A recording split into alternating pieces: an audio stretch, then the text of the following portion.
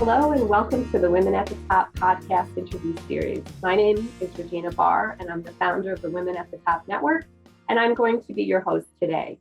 For those of you who don't know us, Women at the Top is a community of like-minded women who share the WAT vision and mission.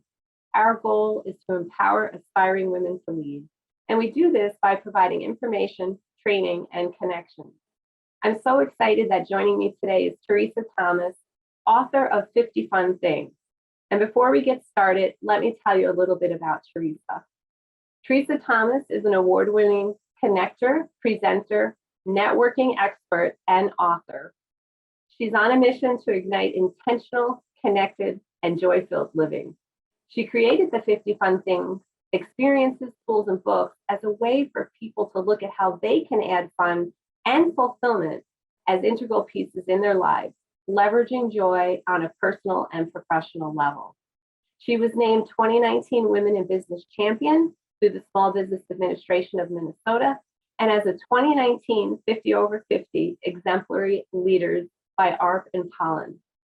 Teresa is currently developing a Train the Trainer program to certify life and business coaches, therapists, and other well-being specialists to use the 50 Fun Things tools with their clientele. She's also the author of Win-Win Networking, 50 Fun Things, Enjoy the Small Things. She recently wrote 50 Fun Things for a Writer's World, which is the beginning of a fun-sized book series in partnership with topic experts. So we'll look forward to that. So on that note, welcome, Teresa. I'm so glad to be here with you, Regina, and everybody who's listening. Thanks. Yes. Well, let's go ahead and jump right in and get started. And so for those that have been listening in or watching in previously, you know I love to hear the backstory from our authors.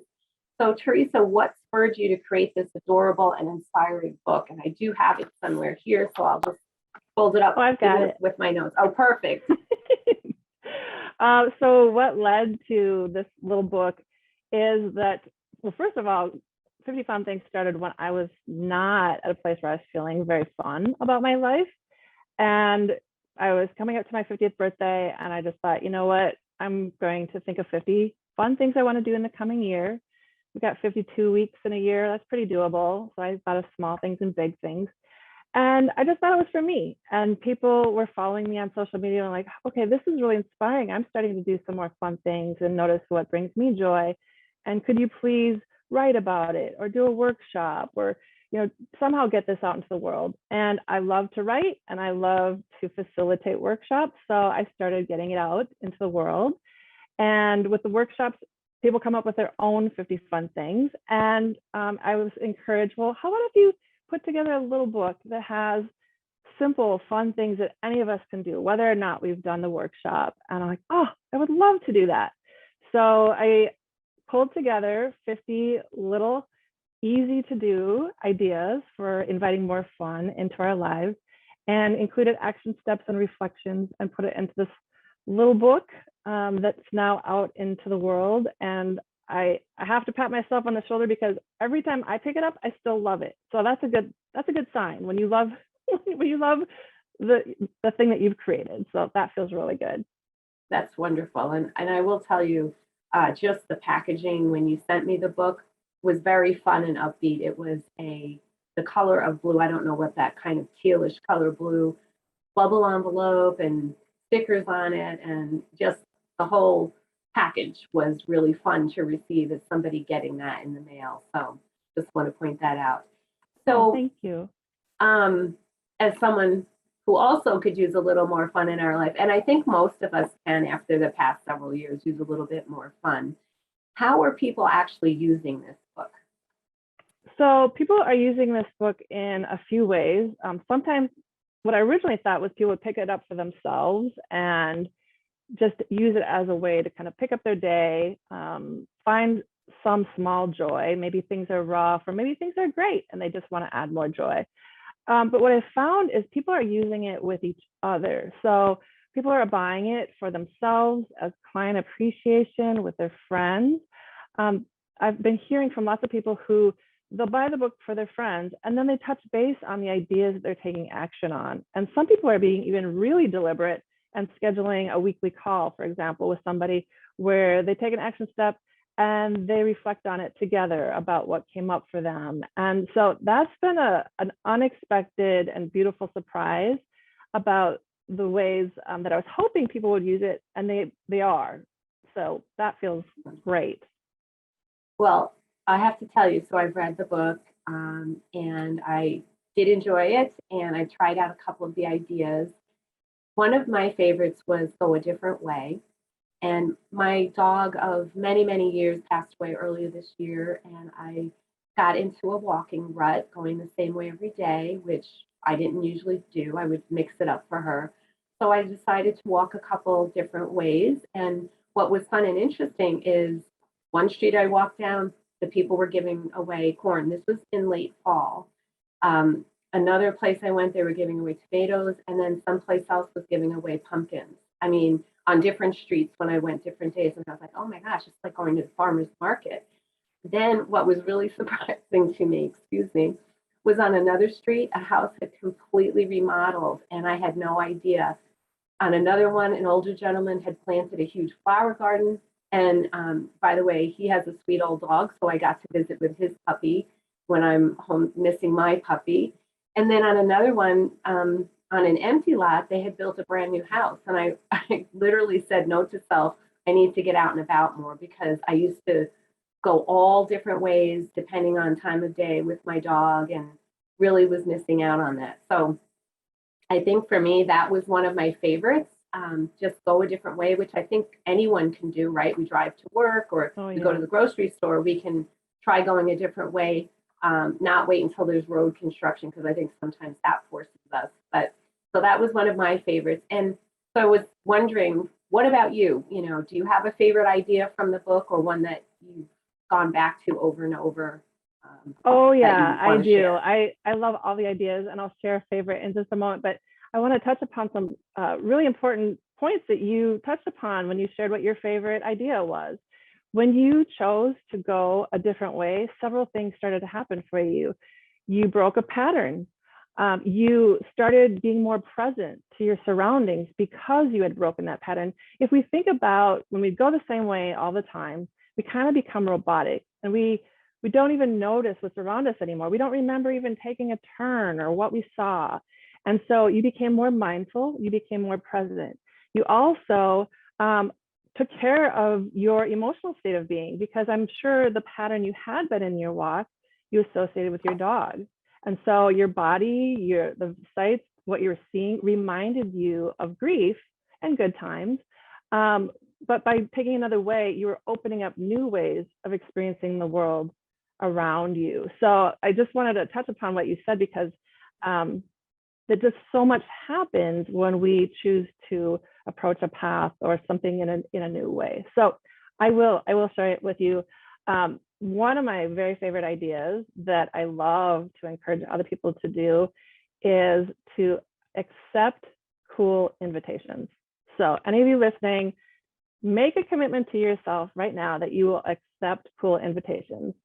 And what will happen for you, and what I've been hearing from people, either through the book and through the workshops, is when you accept cool invitations, your world opens up. It's just kind of like what you were talking about with the past, where if we always do things in a certain way and we don't entertain certain ideas of how we could do things, we really limit ourselves from how fully experiencing life, trying new things, pushing our comfort zone, gaining confidence by doing that, and creating new connections. So just keep that in mind and see what happens for you. I go a little bit more deeper into the book about what can happen, but that one has changed my life, and I've seen it change other people's lives. Just that simple approach of accept cool invitations.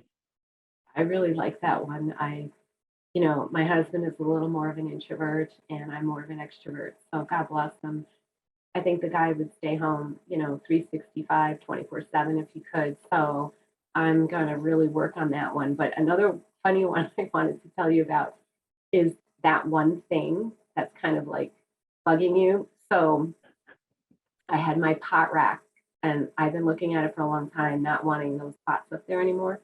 So I took them all down. And it was such a shock for my husband, and he had a hard time getting used to it, but it's so much cleaner and neater. Now I put some little lights around it. It looks really cute.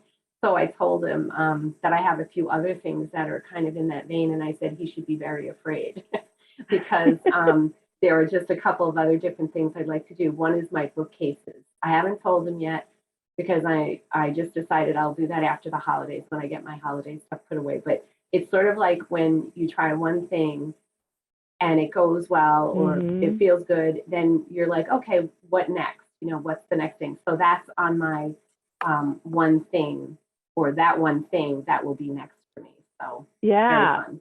well, and then sometimes fun things don't feel fun in the moment, but it's focusing on how good it's going to feel when you've taken care of that thing. So on the surface, taking care of an annoyance might sound like, well, that doesn't sound any fun at all. But you just talk about how you took care of this, these pots that were hanging up and they were bugging you for, it sounds like years. And you just took a little time to care. And now it just feels fresh and open, and it's inspiring you for other things that you can do. Exactly. And even, just seeing my husband's reaction was fun too, because he walked in and was like, oh my gosh, so. So Yeah. let's talk a little bit about the past years. I think we can all say it's been a challenging time for many people, and in different ways. I think the timing of your book probably couldn't have been better. Tell us, what challenges did you face, and how did 50 Fun Things help you work through them? Yeah, I'm going to be pretty raw right now, because the 50 Fun Things, Enjoy the Small Things book came out the month before the pandemic hit. And all of us were hit hard by it. And then lots of other, like, just huge world challenges and societal challenges and health, everything was just everything has changed profound. And I started to ask myself, who am I to be sitting there talking about fun in these times? And I started kind of stepping away from some of the things I was doing with 50 Fun Things, because it didn't, I wasn't sure that was my place, where I should be. And I learned both personally and through people who have done 50 Fun Things of just how much it was needed. So for example, I realized for myself, when I was getting into that deep funk and not prioritizing finding any small joy I could in a day, then I just spiraled down and I wasn't helping anybody. But by finding the simplest things, like trying a new recipe, I mean, how simple is that? And experiencing it as joy helped me to realize, like, okay, this is actually a coping tool, finding ways to have fun, finding ways to have joy. And then I was hearing from other people as well who were saying, Teresa, you're starting to be quiet about 50 Fun Things. And I look forward to the inspiration, the things you share, the silliness. I need that right now, and I need it more than I've needed it before. And so I was encouraged by others to lighten up, be more playful. Things can be really hard and challenging, but we can still find even the smallest ways to enjoy life. And so it was a huge lesson to me. And so the tools that I created originally to help myself have more fun and fulfillment in my life, I came back around and learned that just how critical they were to my well-being, and to really notice that joy is critical to us fully living our lives and having that well-being. Completely agree. And that is a great segue to my next question, which is, you've hosted a number of 50 Fun Things events.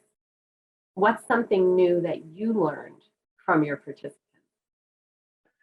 I've learned a lot from my participants in 50 Fun Things. Some of the things that I'll share now that come to mind are, we all have our own sense of what feels fun for us.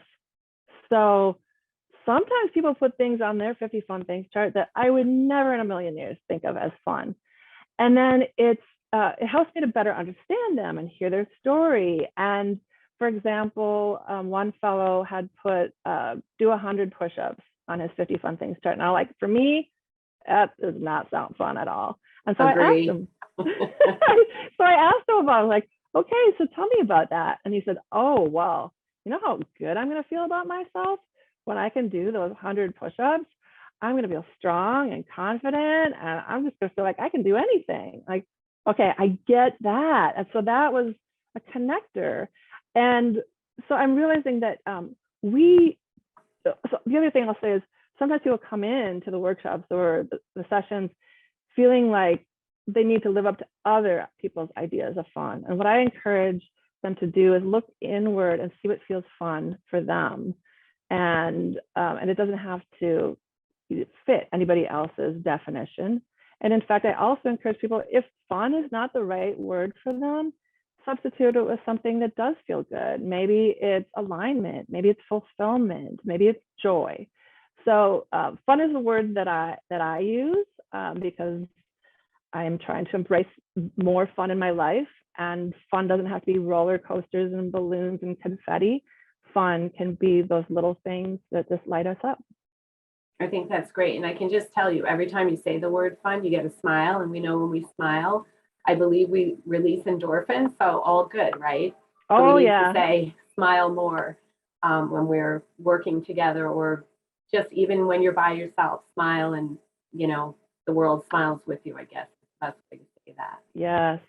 So you've been busy. You launched this book, first book, during COVID, but I understand that you just launched a second book in what will become a series. So congratulations on that. Thank you. Tell us a little bit about that and what else is ahead. So the other really cool thing is 50 Fun Things is super customizable for different types of people and groups and areas of expertise. So I've had coaches and therapists and well-being specialists and all kinds of people who've done the workshop who see a way to use the tool for their clients, for their audience. And so I love coming up with ideas. And so I started brainstorming all the different ways 50 Fun Things could be used. I'm like, oh, it could be 50 fun things for making your home a haven, 50 fun things for your relationship, 50 fun things to do with kids, 50 fun things to do when you're cooped up inside. So I just went nuts thinking of these ideas and then realizing, like, oh, I could partner with people who are experts in those areas. So their voice is part of that. And so with the 50 Fun Things for a Writer's World, that was the first foray into adding the next book to the series. I had done a workshop for writers where we had done 50 fun things for writers and wannabe writers to keep their motivation going, to break through writer's block. And so I took the ideas that we had come up with as a group, refined them, and put it together in a book and partnered with Kirkhouse Publishers. And we got it out into the world. And Kirkhouse Publishers is using it as part of their welcome kit for new authors. And so it's just, I'm having a lot of fun playing with it, and I'm excited for what's to come for future books. That's wonderful. And it just sounds exciting because I can see all the different applications. I also liked when you were saying like 50 fun things when you're cooped up, because I think on and off people have been very cooped up. And I think, we've had to learn how to be a little more self-reliant with either ourselves or the people closest to us, I guess, if you will. Definitely. So since you've launched your book, you've had the opportunity to meet with lots of different people, as you just mentioned, with your 50 Fun Things experiences. What are you hearing from people who have read the book or attended one of your events? Well, one of the biggest things I'm hearing is people have a mindset shift that unfolds over time. So they do the workshop and things start bubbling up. They start noticing things in their lives that they want to do or experience. Sometimes is adopting a new frame of mind or breaking habits like you talked about earlier. And so what happens is they come to the workshop, they read the book, something starts to shift and bubble up. And then they follow that path where more joys start opening up, and they get awareness about what they want to say yes to, what they want to say no to, how they want to show up in life, who they want to prioritize as connections that they have in their lives. And so beautiful things are coming up from what is a simple start. And so I'm constantly hearing what's happening. So I had one participant, and he used the word paradigm shift, that he had come not expecting a whole lot. And when he left, he realized that he had a completely different, more positive perspective on things he was doing, challenges, how he's moving forward on things. So that feels really good to see how people are adopting the tools and using them in ways that work for them. That's great. I was just thinking to myself, I don't know if you mentioned this as one of your series, but 50 fun things for couples, because I can tell you my husband and I are polar opposites. He's like negative Nelly. I'm like, the positive one and always trying to like lift things up. So that would be kind of an interesting thing to go through some of those things with my husband. So more to come on that. Absolutely. And you can even do it with like the basic 50 fun things. I've had many couples do that, where they do the 50 fun things for themselves, and then they compare charts, and then they see, oh, now I see that this is important to you, and I'm not interested in it, but now I want to support you in that. Or, oh, I didn't know you were interested in that. I want to do that too. Should we find ways to do that together? And so it opens up conversation. So first of all, it creates more awareness for ourselves. We start to voice what we want to invite into our lives. And then when we talk about it, we find those areas of connection or areas of differentiation and support of like, okay, that's cool. Go do that thing. I support you on that. I'm not going to go take the tap dance class online or whatever it is. Just, it just gets more clarity for what we want. I don't think my husband will be doing any dancing classes with me, but we do have a rule in our house. When someone asks you the dance, the only correct answer is yes. So every once in a while, I'll pull that out on him when I hear some music, and I'll get him up and dancing. But I'm pretty sure I'd be pushing it for lessons. Oh yeah, and I'm sure he loves the idea that you've met him halfway, that if it's in the house and nobody else is around. Yes, he does. He just smiles and then humors me and then tries to get it over with as quickly as possible. So anyway, we have to have a little fun sometimes, right? Oh yeah. This year, I've had lots of conversations about emotional resilience, and I think this is critical to health and well-being in the workplace. And I've heard you say that joy is a resiliency tool. So tell us, what do you mean by that? Well, earlier in our conversation, we were talking about how if we don't take time to notice what's going right in life, or to allow things to feel joyful and good or fun, that it's harder to cope. So when we are in that funky place where we feel down, we feel hopeless, we need things that we can look forward to.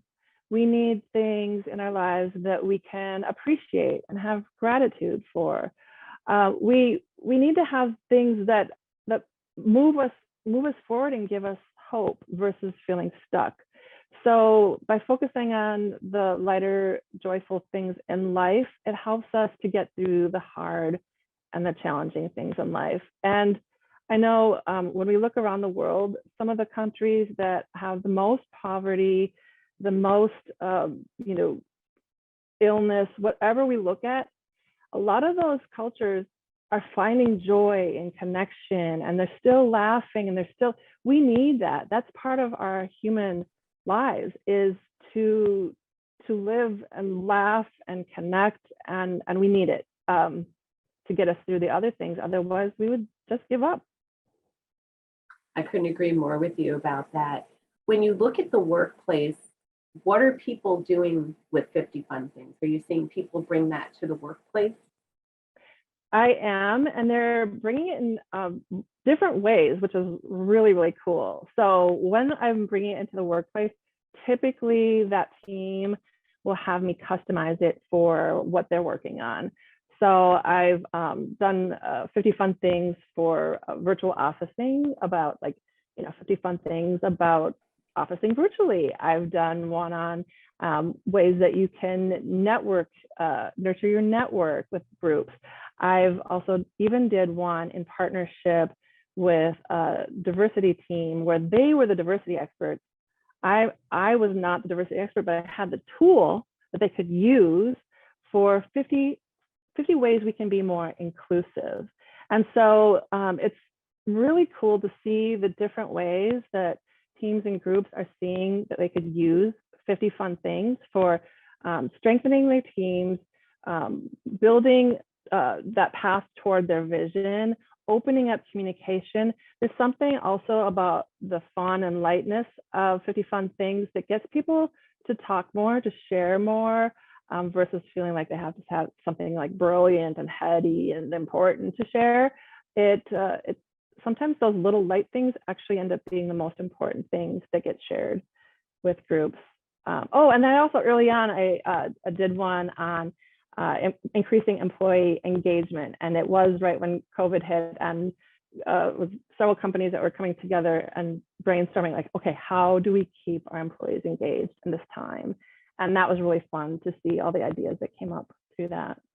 Well, I think that's going to continue to be really important, as we look at this great resignation and, people wanting something different from the workplace. So I think that will be a critical component. And what a fun way. If you have employees coming up with the ideas, they're more engaged. So that's a win-win right there.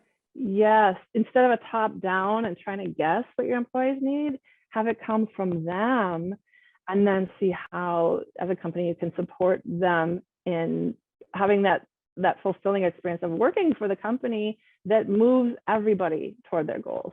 Exactly. So we are actually winding down on time, Teresa. But before we go today, what is one piece of advice you have for our listeners or viewers today?